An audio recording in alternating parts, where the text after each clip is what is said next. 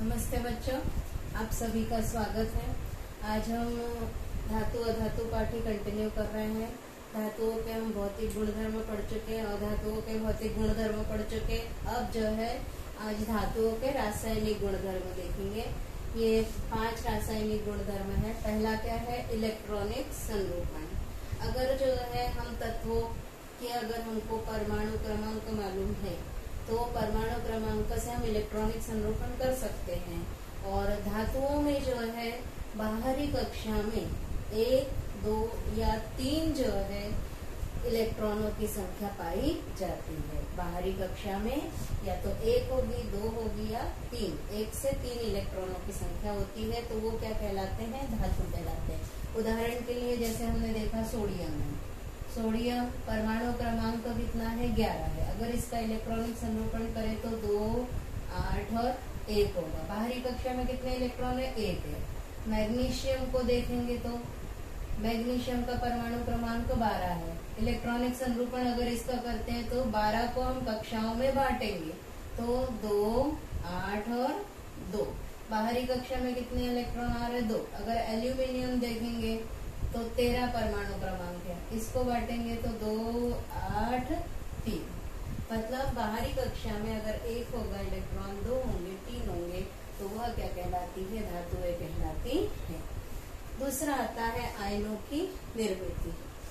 अब धातुएं जो है हमेशा इलेक्ट्रॉन का परित्याग करती हैं और धन आयन बनाने का कार्य करती हैं।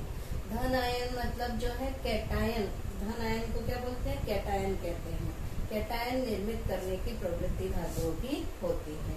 जैसे उदाहरण के लिए जो है सोडियम है। जैसे हमने सोडियम का लिखा है यहाँ, है ना? तो सोडियम है, इसको मैं यहाँ फिर से लिख देती हूँ। सोडियम है। सोडियम का इलेक्ट्रॉनिक संरूपण कितना है? 2, 8 और 1 है। परमाणु क्रमांक कितना है? 11 है। तो अब सोडियम क्या करता है? ये बाहरी कक्षा का 1 इलेक्ट्रॉन निकालेगा। अष्टक पूर्ण करने के लिए प्रत्येक तत्व जो है क्या करता है? बाहरी कक्षा से या तो इलेक्ट्रॉन लेता है या देता है। तो यहाँ पर अष्टक पूर्ण करने के लिए वो 1 इलेक्ट्रॉन बाहर निकालेगा तो कितना हो जाएगा? सोडियम 1 इलेक्ट्रॉन कम हो जाएगा, मतलब प्रोटॉन की संख्या बढ़ जाएगी। तो सोडियम पर कौन सा आवेश आ जाएगा? धन आवेश। और इलेक्ट्रॉनिक संरूपण क्या हो जाएगा? 2, 8।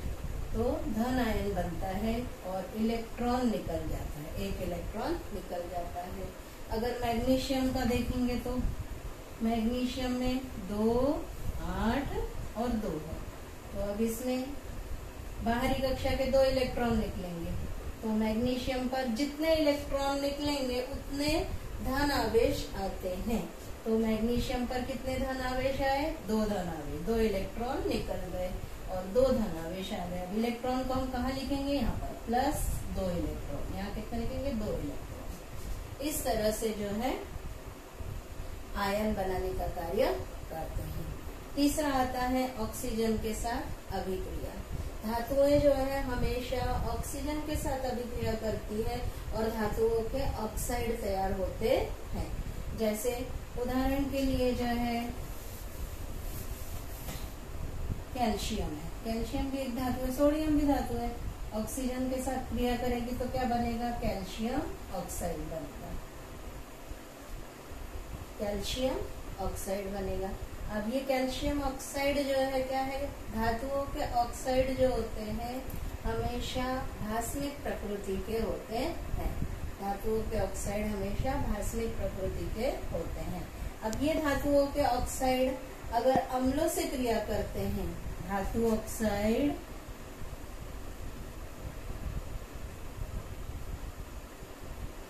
प्लस अम्ल, अम्ल से क्रिया करेंगे क्योंकि ये भास्मिक प्रवृत्ति के हैं। धातुओं के ऑक्साइड अम्ल से क्रिया करके लवण और पानी बनता है। ये क्रिया क्या कहलाती है? उदासीनीकरण की क्रिया कहलाती है। धातुओं के ऑक्साइड अम्ल से क्रिया करके लवण और पानी बनता है। यह अभिक्रिया उदासीनीकरण की अभिक्रिया कहलाती है। इतना आया समझ में? इसके बाद आता है अम्ल के साथ क्रिया। अधिकांश धातुओं के ऑक्साइड जो है अम्लों के साथ क्रिया करते हैं और हाइड्रोजन गैस बनती है। अधिकांश धातुओं के ऑक्साइड जो है धातुओं के ऑक्साइड भी नहीं, धातुओं की अम्ल के साथ क्रिया होती है, तनु अम्लों के साथ क्रिया होती है। तनु मतलब पानी मिले हुए, तनु अम्लों के साथ क्रिया होती है और हाइड्रोजन गैस मुक्त होती है। अब जैसे मैं यहाँ पर दिखा रही हूँ आपको, देखिए जस्ते का देख लेते हैं अपन। जस्ता भी एक धातु है, धातु की तनु अम्ल से क्रिया हुई तो क्या बनेगा, ZnCl2 और हाइड्रोजन गैस मुक्त होती है। यहाँ संतुलित होनी चाहिए, दोनों तरफ परमाणुओं की संख्या समान होनी चाहिए। इसके पहले हम 2 लगा देंगे, क्यों तो हाइड्रोजन भी 2, हाइड्रोजन फ्लोरीन भी 2, फ्लोरीन भी 2 हो जाएंगे। मतलब धातुओं की तनु अम्लों के साथ क्रिया होती है और हाइड्रोजन गैस मुक्त होती है।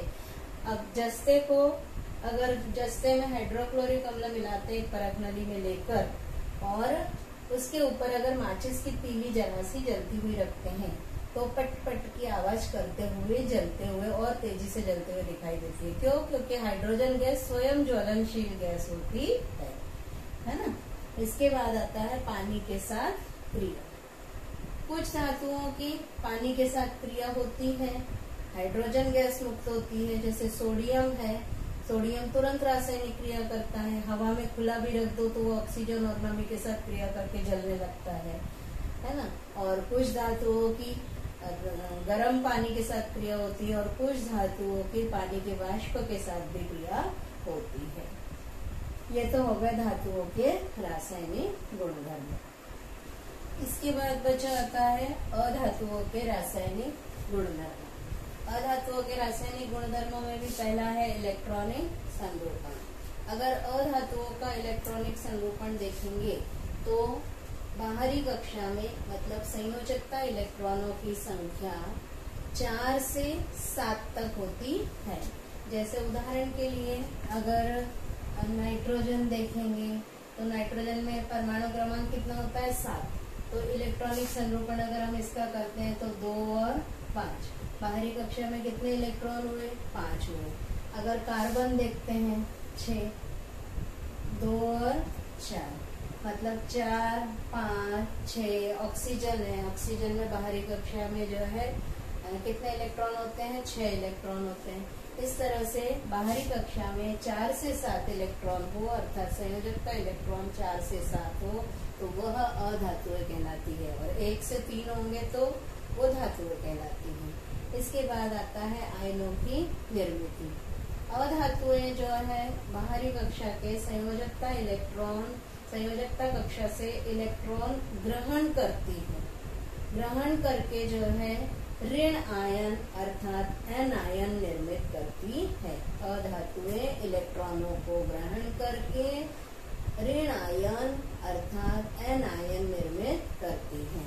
अगर हम देखते हैं क्लोरीन का, देखते हैं, मान लीजिए क्लोरीन है, परमाणु क्रमांक कितना होता है, 17 होता है। तो 2, 8 और 7 ये हो गया। अब क्लोरीन का जो है बाहरी कक्षा में उसको कितने इलेक्ट्रॉन चाहिए, 1। तो ये किसी दूसरे तत्व से जैसे सोडियम से ये 1 इलेक्ट्रॉन ग्रहण करता है और क्या बन जाता है, 1 इलेक्ट्रॉन बढ़ जाएगा तो क्या आ जाएगा, ऋण आवेश। और यहाँ पर कितने आ जाएंगे, ये इलेक्ट्रॉन जुड़ गया यहाँ, तो 2, 8 और 8 हो जाता है। मतलब एन आयन तैयार करते हैं। इसी तरह से अगर हम ऑक्सीजन देखते हैं तो ऑक्सीजन का परमाणु क्रमांक कितना होता है, 8। तो 2 और 6 इलेक्ट्रॉनिक संरूपण हुआ। अब 6 को 8 पूरे करने के लिए कितने इलेक्ट्रॉन लेगा ये ऑक्सीजन, 2 इलेक्ट्रॉन। तो प्लस 2 इलेक्ट्रॉन लेगा। तो क्या होगा, ये ऑक्सीजन कितने इलेक्ट्रॉन जुड़े हैं, 2, इसलिए कितने आयन बनेंगे, कितने ऋण आयन आएंगे, 2। ऑक्सीजन पर 2 ऋण आयन आएंगे, मतलब ऑक्सीजन की 2 संयोजकता हुई। अब कितने हो जाएंगे, 2, 8। इस तरह से जो अधातुएं होती हैं इलेक्ट्रॉनों को ग्रहण करके ऋण आयन अर्थात एन आयन तैयार करती है। इसके बाद अगला आता है ऑक्सीजन के साथ अभिक्रिया। अधातुएं भी ऑक्सीजन के साथ क्रिया करके अधातुओं के ऑक्साइड बनते हैं, लेकिन अधातुओं के ऑक्साइड हमेशा अम्लीय होते हैं। याद रखिए, अम्लीय है ना, अधातु का और अम्लीय, तो अधातुओं के ऑक्साइड हमेशा अम्लीय होते हैं। अब अधातुओं के ऑक्साइड अम्लीय होते हैं तो वो क्या करेंगे, क्षार के साथ क्रिया करते हैं और क्षार के साथ क्रिया करके लवण और पानी तैयार करते हैं। अब उदाहरण के लिए हम देखते हैं, अधातु कौन सा देख रहे हैं, कार्बन देखते हैं। तो कार्बन ऑक्सीजन के साथ क्रिया करेगा और कार्बन डाइऑक्साइड बनाएगा। तो अधातु ऑक्सीजन के साथ क्रिया करी और अधातुओं का ऑक्साइड अम्लीय ऑक्साइड तैयार होता है। अब ये अम्लीय ऑक्साइड CO2 जो होता है ये अम्लीय है, तो ये जो है कैसे क्रिया करेगा, क्षार के साथ क्रिया करेगा, NaOH के साथ क्रिया करेगा। NaOH क्या है, जिसमें OH होगा वो क्या होगा, क्षार होगा, और क्या बनता है, Na2CO3 प्लस H2O, लवण और पानी बनेगा, लवण और पानी बनेगा। ठीक है, अधातुओं के ऑक्साइड अम्लीय होते हैं, इसलिए क्षार से क्रिया करके लवण और पानी तैयार करते हैं। इसी तरह से अब पानी के साथ अगर क्रिया करते हैं अधातुओं के ऑक्साइड, अगर पानी के साथ क्रिया करेंगे तो जैसे CO2 है, ये पानी के साथ क्रिया करेगा तो कार्बोनिक अम्ल बनेगा, H2CO3। सल्फर डाइऑक्साइड पानी के साथ क्रिया करेगा तो क्या बनेगा, H2SO3, सल्फ्यूरस अम्ल बनेगा, ये कार्बोनिक अम्ल बनेगा। SO3 क्रिया करेगा तो सल्फ्यूरिक अम्ल बनेगा। इस तरह से ये अधातुओं के ऑक्साइड की ऑक्सीजन से क्रिया होती है, अधातुओं के ऑक्साइड पानी में घुलते हैं तो अम्ल तैयार होते हैं। अब तनु अम्ल के साथ अभिक्रिया नहीं होती है। इस तरह से बच्चों आपके ये अधातुओं और धातुओं के रासायनिक गुणधर्म कंप्लीट हो गए। आज इतना ही पढ़ेंगे। धन्यवाद।